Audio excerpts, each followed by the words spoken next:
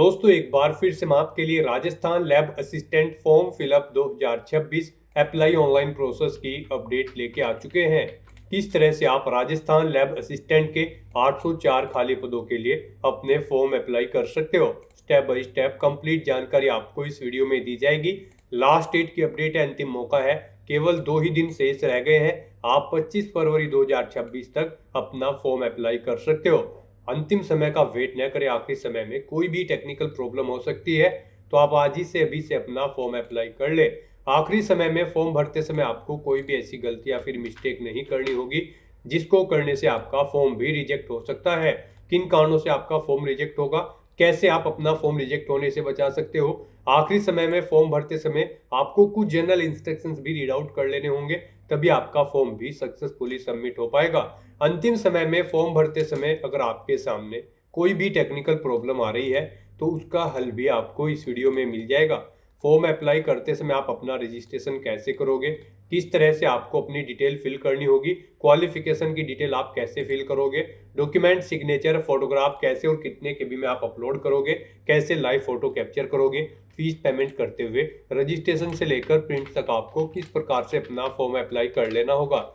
पूरी जानकारी के लिए आपको ये वीडियो शुरू से लेके एंड तक बिना स्किप किए हुए देखनी होगी। इस वीडियो को पूरा देखने पर ही आपके सभी सवाल और डाउट क्लियर होंगे। तो चलिए दोस्तों, बिना कोई वक्त कमाए शुरू करते हैं Rajasthan lab assistant form fill up की पूरी जानकारी।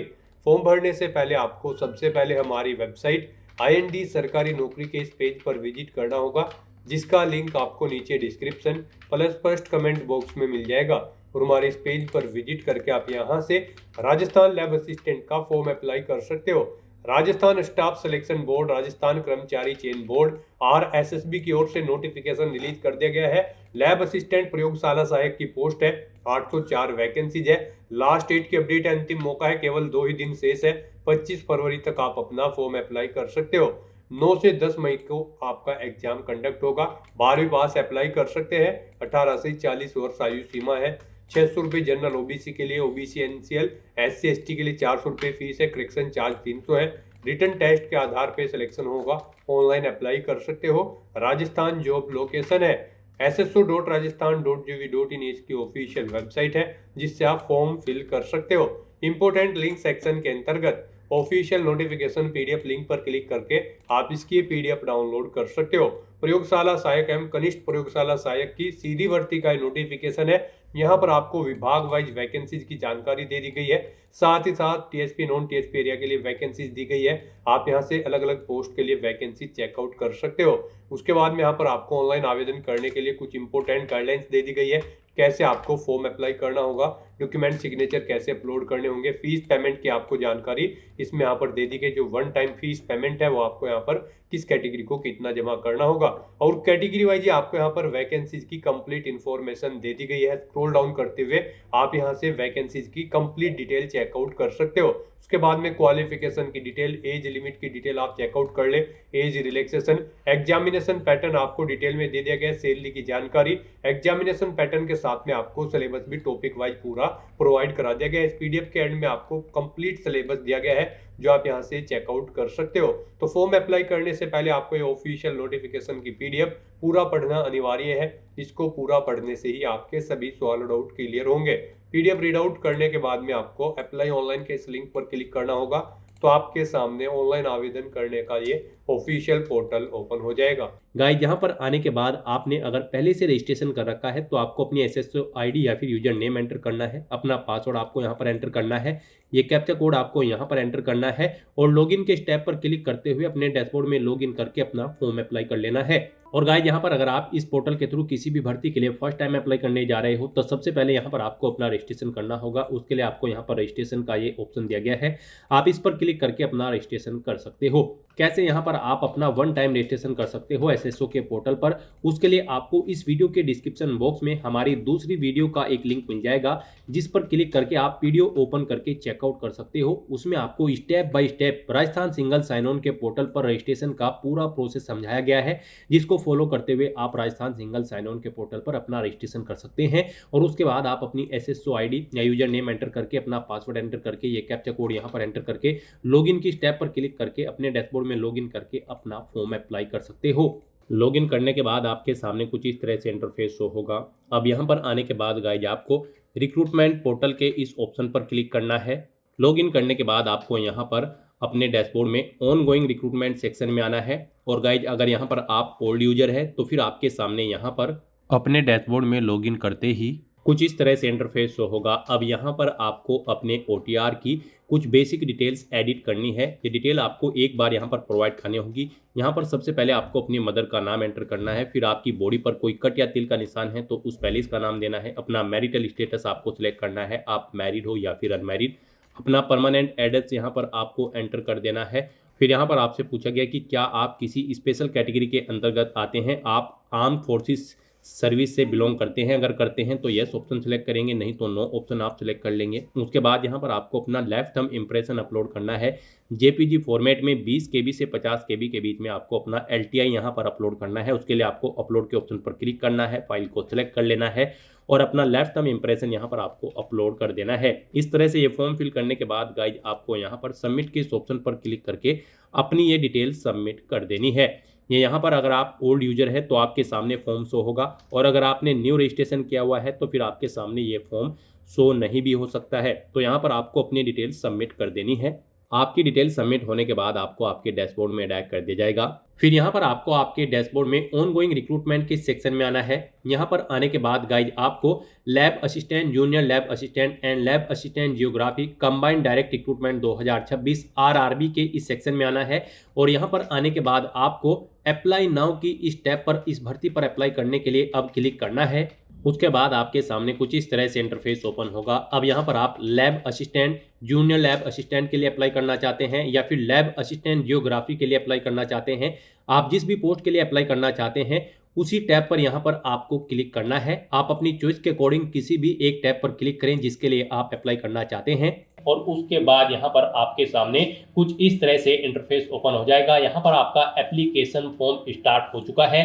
कुछ चीज़ें यहाँ पर आपको ऑटोमेटिकली फिल मिल गई है जो आपके रजिस्ट्रेशन टाइम पे आपने प्रोवाइड कराई थी, वो यहाँ पर आपको कुछ चीज़ें ऑटोमेटिकली फिल मिल गई है। अब यहाँ पर आने के बाद बस आपको अपनी माता का नाम यहाँ पर एंटर करना है। फिर यहाँ पर आपको अपनी श्रेणी सेलेक्ट कर लेनी है, आप किस श्रेणी से बिलोंग करते हैं। राजस्थान स्टेट से अलग कैंडिडेट अगर अप्लाई करते हैं तो केवल जनरल कैटेगरी कैंडिडेट अप्लाई कर सकते हैं। फिर यहाँ पर अगर आप विशेष दिव्यांगजन श्रेणी के अंतर्गत आते हैं तो यहाँ पर आप ऑप्शन सिलेक्ट करें किस दिव्यांगजन श्रेणी के अंतर्गत आप आते हैं। नहीं आते हैं तो यहाँ पर आप नॉट एप्लीकेबल ऑप्शन सिलेक्ट कर लें। उसके बाद यहाँ पर आपको उप विशेष दिव्यांगजन श्रेणी सिलेक्ट करनी है अगर आप दिव्यांगजन श्रेणी के अंतर्गत आते हो। उसके बाद यहाँ पर आपको अपनी श्रेणी का प्रमाण पत्र संख्या देनी होगी और फिर आपको बताना होगा कि क्या आपको स्रोत लेखक की आवश्यकता है। अगर है तो यहाँ पर आप स्वयं उसकी प्रबंध करेंगे या फिर विभाग को उसका प्रबंध करना है, यहाँ पर आपको ऑप्शन मिल जाएगा। और गाइस अगर आप यहाँ पर विशेष दिव्यांगजन श्रेणी के अंतर्गत नहीं आते हो तो फिर आगे के ये ऑप्शन आपको यहाँ पर डिसेबल्ड कर दिए जाएंगे। उसके बाद यहाँ पर आपको अपना रिलीजन सेलेक्ट करना है, अपनी वैवाहिक स्थिति मैरिटल स्टेटस आपको बताना है, आप मैरिड हो या फिर अनमैरिड हो या फिर डाइवोर्स हो, आप अपने अकॉर्डिंग ऑप्शन सेलेक्ट करें। उसके बाद यहाँ पर अगर आप मैरिड हो तो यहाँ पर आपको अपने जीवित बालक की संख्या देनी है और आपको यहाँ पर आपका मोबाइल नंबर ऑटोमेटिकली फिर मिल जाएगा। अपना व्हाट्सएप मोबाइल नंबर देना चाहते हैं तो वो यहाँ पर आप दे सकते हैं। आपके पास जन आधार ID है तो वो आप यहाँ पर एंटर कर सकते हैं, नहीं है तो इस कॉलम को आप खाली छोड़ दें। गाइस यहाँ पर जिन कॉलम के सामने रेड कलर का स्टार बना हुआ है उनमें आपको डिटेल्स देनी मस्ट है और जिनमें नहीं बना हुआ है वो ऑप्शनल है, आप उनकी डिटेल चाहे तो दें चाहे या फिर न दें। यहाँ पर आप अपनी पोस्ट सेलेक्ट करें जिसके लिए आप अप्लाई करना चाहते हो। उसके बाद यहाँ पर आपको अपना कोरोस्पोंडेंस एड्रेस एंटर करना है। कोरोस्पोंडेंस एड्रेस में आपको अपना स्टेट चुनना है, अपना डिस्ट्रिक्ट चुनना है, शहर या फिर गांव का नाम देना है, अपना पिन कोड देना है, अपना फोन नंबर देना है, ये ऑप्शनल है। इस तरह से अपनी डिटेल्स फिल करने के बाद अब गाइस यहाँ पर आपको नेक्स्ट के इस ऑप्शन पर क्लिक कर देना है। फिर आपसे पूछा गया है जो मोबाइल नंबर और ईमेल आईडी आपने दी है क्या वो करेक्ट है। अगर करेक्ट है तो यहाँ पर आप यस के इस ऑप्शन पर क्लिक करें। बेसिक डिटेल्स प्रोवाइड कराने के बाद अब आपको अपनी पर्सनल डिटेल्स यहाँ पर देनी है। सबसे पहले यहाँ पर आपको अपनी नेशनलिटी सिलेक्ट कर लेनी है, फिर यहाँ पर आपको अपना स्टेट सिलेक्ट कर लेना है, उसके बाद यहाँ पर आपको अपना डिस्ट्रिक्ट सिलेक्ट कर लेना है। फिर आपसे पूछा गया है कि क्या आप इंडिया में कहीं बाहर से सेटल्ड हुए हैं, अगर हुए हैं तो आप यहाँ पर यस करें और फिर किस देश से आप सेटल्ड हुए हैं उस देश का नाम आप यहाँ पर सिलेक्ट करें और अगर आप इंडिया से ही हैं तो यहाँ पर आपको नो ऑप्शन सिलेक्ट करना है। उसके बाद आपसे पूछा गया है कि क्या आप भूतपूर्व सैनिक हैं, अगर हैं तो आप यहाँ पर यस ऑप्शन सेलेक्ट करें और फिर अपना सर्विस का स्टेटस बताएं, आप रिटायर्ड है या फिर सर्विस पर हैं। अगर सर्विस पर है तो फिर यहाँ पर आपको अपना एनओसी लेटर नंबर देना है, डेट ऑफ एनओसी यहाँ पर आपको सिलेक्ट करनी है। और अगर आप रिटायर्ड हो चुके हैं तो रिटायर्ड ऑप्शन सेलेक्ट करें, फिर आपको अपना पीपीओ नंबर देना है, डेट ऑफ रिटायरमेंट यहाँ पर आपको सिलेक्ट करनी है। और अगर आप भूतपूर्व सैनिक नहीं है तो यहाँ पर आपको नो ऑप्शन सेलेक्ट करना है, आगे की डिटेल आपको डिसेबल्ड कर दी जाएगी। उसके बाद आपसे पूछा गया कि क्या आप स्पोर्ट पर्सन हैं, अगर हैं तो यहाँ पर आप यस ऑप्शन सेलेक्ट करें। स्पोर्ट पर्सन किस टाइप से हैं आप, नेशनल या फिर इंटरनेशनल लेवल के, आप अपने अकॉर्डिंग ऑप्शन सेलेक्ट करें। और अगर आप नहीं हैं स्पोर्ट पर्सन तो आपको नो ऑप्शन सेलेक्ट करना है। फिर यहाँ पर आपसे पूछा गया कि क्या आप मौजूदा सरकारी विभाग या फिर सार्वजनिक उपक्रम कर्मचारी हैं, अगर हैं तो आप यहाँ पर यस करें और फिर यहाँ पर डिपार्टमेंट का नाम एंटर करें, नहीं है तो आप नो ऑप्शन सेलेक्ट कर लें। उसके बाद आपसे पूछा गया कि क्या आप एज में एडिशनल इलेक्शन चाहते हैं, अगर यहाँ पर एडिशनल इलेक्शन एक्स प्रिजनर यानी कि जेलर को मिलेगा, एनसीसी कैडेट इंस्ट्रक्टर को मिलेगा, आर्मी कैंडिडेट को मिलेगा। यहाँ पर अगर आपको नहीं चाहिए एज में इलेक्शन तो फिर आपको नॉट एप्लीकेबल ऑप्शन सेलेक्ट करना है। इस तरह से अपनी ये डिटेल फिल करने के बाद अब आपको नेक्स्ट के इस ऑप्शन पर क्लिक कर देना है। नेक्स्ट आपके सामने कुछ इस तरह से इंटरफेस शो होगा। यहाँ पर अब आपसे कहा गया है आपका सेकेंडरी और सीनियर सेकेंडरी का डाटा अवेलेबल नहीं है, अगर अवेलेबल होगा तो फिर यहाँ पर आपको ऑप्शन मिल जाएंगे और अगर अवेलेबल नहीं है तो यहाँ पर गाइज अब आपको ओके के इस ऑप्शन पर क्लिक करना है। नेक्स्ट आपके सामने कुछ इस तरह से इंटरफेस शो होगा। गाइज यहाँ पर अब आपको अपनी डॉक्यूमेंट डिटेल्स प्रोवाइड करनी है। यहाँ पर अब आपके एसएसओ के जो पोर्टल से फॉर्म भरे जा रहे हैं उनमें अब आपको अपनी डॉक्यूमेंट डिटेल्स अपडेट करनी होगी, उसके बाद यहाँ पर आप फॉर्म भर पाएंगे। यहाँ पर अब आपको अपनी डॉक्यूमेंट डिटेल अपडेट करने के लिए सबसे पहले अपना नाम एंटर करना होगा। जैसे ही आप इस बॉक्स में अपना कर्सर लाएंगे यहाँ पर आपको कीबोर्ड शो हो जाएगा, आपको हिंदी में अपना नाम एंटर करना होगा, अपने फादर का नाम एंटर करना होगा, अपनी मदर का नाम एंटर करना होगा और उसके बाद गाइज आपको यहाँ पर अपडेट के इस ऑप्शन पर क्लिक करके अपनी डिटेल यहाँ पर अपडेट कर देनी होगी। तो जैसे ही आप यहाँ पर कैंडिडेट नेम के इस ऑप्शन पर क्लिक करेंगे तो आपके सामने कुछ इस तरह से कीबोर्ड शो हो जाएगा। अब आपको इस कीबोर्ड में से कैरेक्टर को सिलेक्ट करते हुए अपना नाम यहाँ पर टाइप करना है, अपने फादर का नाम ऐसे ही टाइप करना है, फिर मदर का नाम टाइप करना है और अपडेट के ऑप्शन पर क्लिक करते हुए अपनी डिटेल यहाँ पर आपको अपडेट करनी होगी। अपडेट के ऑप्शन पर क्लिक करने के बाद आपके सामने आपका नाम यहाँ पर आपको इंग्लिश और हिंदी में शो कर दिया जाएगा। आपको इसे केयरफुली चेकआउट करना है कि इनमें स्पेलिंग वगैरह सब सही है और उसके बाद गाइज आपको यहाँ पर कंफर्म एंड सेव के इस ऑप्शन पर क्लिक करना है। फिर आपके सामने कुछ इस तरह से इंटरफेस ओपन होगा। अब यहाँ पर आपको डिजी लॉकर इंटीग्रेशन रिकमेंडेड का ऑप्शन मिलेगा। गाइड यहाँ पर अब आपको अपनी क्वालिफिकेशन की सभी डिटेल्स यहाँ पर डिजी लॉकर से फैच करनी होगी या फिर आपको मैन्युअली यहाँ पर अपनी क्वालिफिकेशन के सभी डॉक्यूमेंट आपको अपलोड करने होंगे, जैसे कि 10वीं 12वीं ग्रेजुएशन पोस्ट ग्रेजुएशन आपकी जो भी हायर क्वालिफिकेशन है उस तक की सभी डिटेल्स के दस्तावेज यहाँ पर आपको अपलोड करने होंगे, उनकी डिटेल आपको प्रोवाइड करनी होगी। अब आप आगे क्वालिफिकेशन जब भरी जाती है उसमें क्वालिफिकेशन की डिटेल नहीं भरोगे, यहाँ पर आप जो डिटेल प्रोवाइड कराएंगे अपनी क्वालिफिकेशन की उसी से आपके डॉक्यूमेंट फैच करके आपकी क्वालिफिकेशन आपको आगे ऑटोमेटिकली मिल जाएगी। तो यहाँ पर अब आपको अपनी क्वालिफिकेशन के सभी डॉक्यूमेंट दस्तावेज की डिटेल देनी है और उन्हें यहाँ पर आपको अपलोड करना है।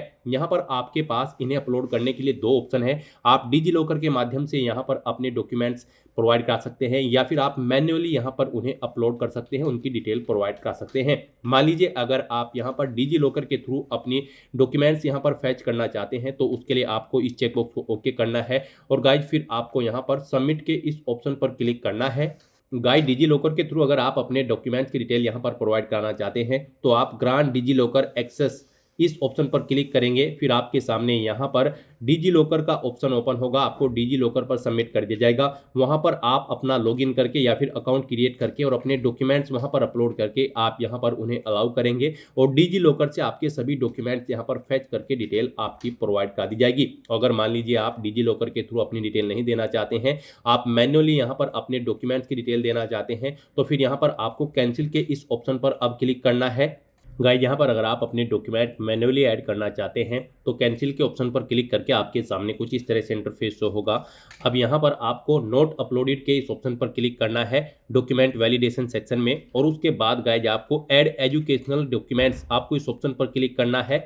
तो यहाँ पर अब आप अपनी एजुकेशनल क्वालिफिकेशन की डिटेल देंगे। मान लीजिए आप 10th की डिटेल प्रोवाइड करना चाहते हैं तो यहाँ पर 10th ऑप्शन सेलेक्ट करेंगे, क्वालिफिकेशन का लेवल से सिलेक्ट करेंगे, क्वालिफिकेशन की डिटेल देंगे, बोर्ड या यूनिवर्सिटी का नाम देंगे और फिर यहाँ पर आपको ग्रुप सेलेक्ट करना होगा जिस ग्रुप के अंतर्गत आपने अपनी 10वीं क्लास पास आउट की है। उसके बाद यहाँ पर आपको अपनी सब्जेक्ट की डिटेल देनी होगी। उसके बाद यहाँ पर आपको टाइप ऑफ एग्जाम सेलेक्ट करना है। फिर यहाँ पर गाइड आपको अपने रिजल्ट की डिटेल देनी है। आपका रिजल्ट परसेंटेज में था, सीजीपीए में, या फिर ग्रेड में, या फिर पास या फिर फेल, आप अपने अकॉर्डिंग ऑप्शन सेलेक्ट करेंगे। परसेंटेज में अगर था तो यहाँ पर आप अपना रोल नंबर एंटर करेंगे, अपना इनरोलमेंट नंबर आप एंटर करेंगे, पासिंग ईयर सेलेक्ट करेंगे और यहाँ पर आपको मैक्सिमम मार्क्स देने हैं। फिर उनमें से कितने ऑब्टेन किए हैं वो यहाँ पर आपको देने हैं। इनके अकॉर्डिंग यहाँ पर आपकी परसेंटेज आपको शो कर दी जाएगी।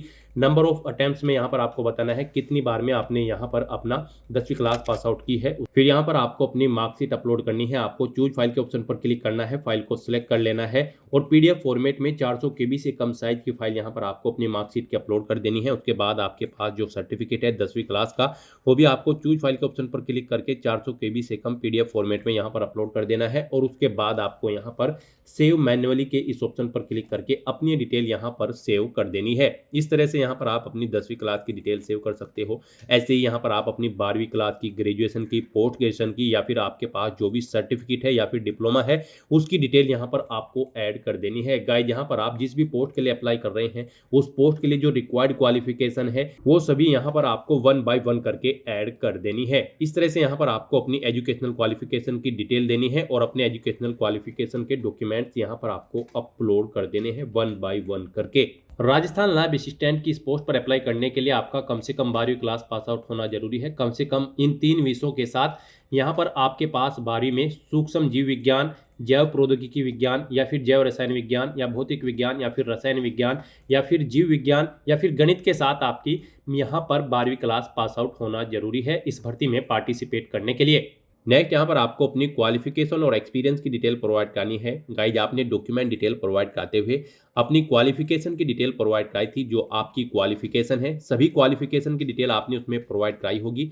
यहाँ पर आप जिस भी भर्ती के लिए अप्लाई कर रहे हैं उसके लिए जो क्वालिफिकेशन रिक्वायर्ड है वो आपने डॉक्यूमेंट डिटेल प्रोवाइड करते हुए प्रोवाइड कराई थी। वो सभी डिटेल्स यहाँ पर आपकी फेच कर ली गई है आपकी डॉक्यूमेंट डिटेल से यहाँ पर क्वालिफिकेशन के सेक्शन में। अब बस यहाँ पर आपको इस क्वालिफिकेशन को चेकआउट करना है, इस चेकबॉक्स को ओके करना है और गाइज आपको यहाँ पर अब नेक्स्ट के इस ऑप्शन पर क्लिक कर देना है। नेक्स्ट यहाँ पर आपको आपका फोटो और सिग्नेचर ऑलरेडी अपलोडेड मिलेंगे जो आपके OTR से फेच कर लिए गए हैं। OTR करते समय आपने अपना फोटो और सिग्नेचर जो अपलोड किए थे वो यहाँ पर आपको ऑलरेडी फेच करके शो कर दिए गए हैं। बस गाइज यहाँ पर अब आपको केवल नेक्स्ट के इस ऑप्शन पर क्लिक करना है। नेक्स्ट यहाँ पर आपको अपनी प्रेफरेंस प्रोवाइड करनी है। यहाँ पर आपको सिलेक्ट करना है आप जिसे जिस नंबर पर प्रेफरेंस देना चाहते हैं उस ऑप्शन को उस नंबर पर सिलेक्ट करें। यहाँ पर 1 बाय 1 करके आपकी प्रेफरेंस ऐड हो जाएगी। यहाँ पर आप जिस ऑप्शन को जिस नंबर पर सिलेक्ट करेंगे उस नंबर पर आपकी प्रेफरेंस यहाँ पर सेट हो जाएगी। इस तरह से अपनी प्रेफरेंस प्रोवाइड करने के बाद फिर आपको यहाँ पर नेक्स्ट के इस ऑप्शन पर क्लिक करना है। नेक्स्ट आपको आपके एप्लीकेशन फॉर्म का पूरा प्रीव्यू शो कर दिया गया है। आपको सभी डिटेल्स केयरफुली चेकआउट करनी है। पेज को नीचे स्क्रॉल डाउन करना है, डिक्लेरेशन सेक्शन में आना है, इस चेकबॉक्स को आपको ओके करना है।